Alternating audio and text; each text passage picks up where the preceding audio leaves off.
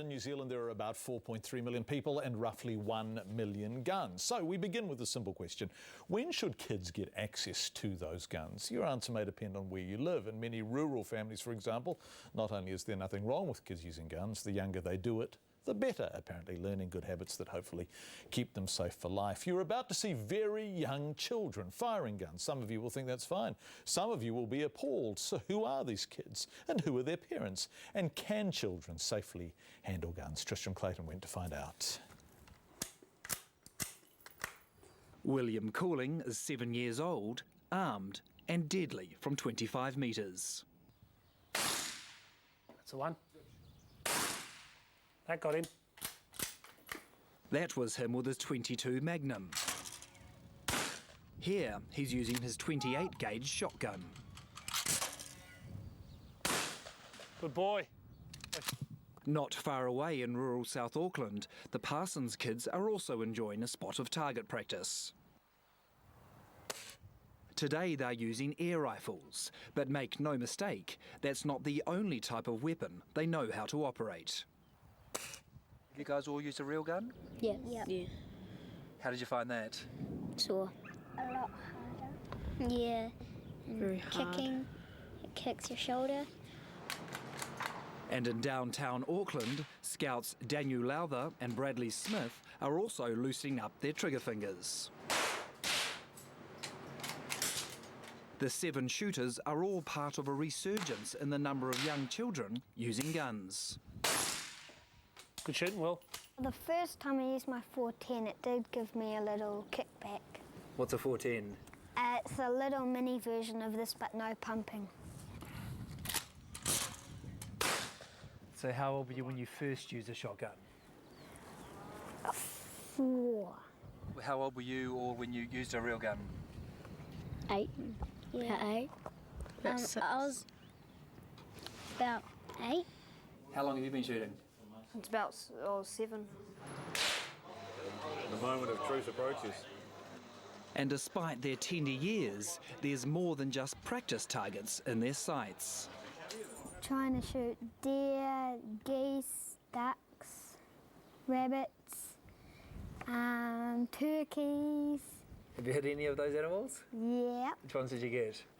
The turkeys and the ducks, the geese, and the goat. Yeah. Okay, and how about the rabbits? Pretty easy. Oh, you've got a few rabbits. How many? I can't count, but there's a pretty lot that I've shot. So if you're living in the country, it's more practice. If you ever go hunting, Yeah. you'll need to know how to use a gun, unless you're using a knife. And it's better to learn earlier than older, a lot, like in the future. Because if you went out hunting and you didn't know how to use a gun, you'll just probably use it wrong. Legally, anyone can use a gun, no matter what their age, as long as they are under the direct supervision of a firearms licence holder. Good shot. There are around 220,000 licence holders across the country. When it comes to gun accidents involving children, the statistics are mixed. In 2007 and 2008, there were no deaths of children under 15 involving firearms.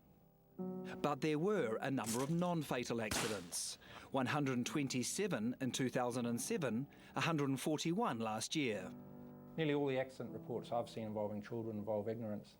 And it's like anything, you know, we use education to protect them against those things that are dangerous out there. We use education to teach them how to cross the road, how to swim, to avoid stranger danger and so on.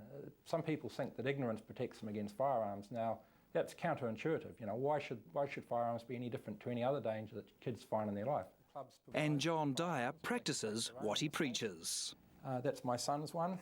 I would say, particularly once kids are an age where they go on sleepovers, where they go and visit their mates, that type of thing, the best way to gun-proof them altogether is you know, walk them through the safety process at a young age. You push it forward, that loads it, and then you cock it that way. He taught his own son to use a shotgun when he was just 5 years old. How young's too young? Probably depends on the individual home. I mean, if you're a home of duck hunters and deer stalkers and so on, 4 might be a very good age. And if you think that sounds extreme, it's actually an approach that gets the cautious approval of an emergency medicine specialist at Starship Hospital. Children obviously learn from a young age, but I think the younger the child is, the harder it is for them to be able to sustain that learning and put it into practice. So you also need a lot of alternative strategies, and you can't rely on the fact that young children are going to retain that information that you've necessarily taught them. Now open. You keep watching it up, mate. Paul. No, did it again. Again, stop thinking you're a movie star. Right, ready? Right. In a slightly different scenario, or they get excited, you know, they're just not developmentally able necessarily to retain that information that they've been taught in a sort of a high excitement or intensity moment. Shepherd says the safest option is to not have firearms in the home. But if they are, a policy of ongoing education, adult supervision and secure storage is best. No dispute there from any of the parents of our primary school shooters.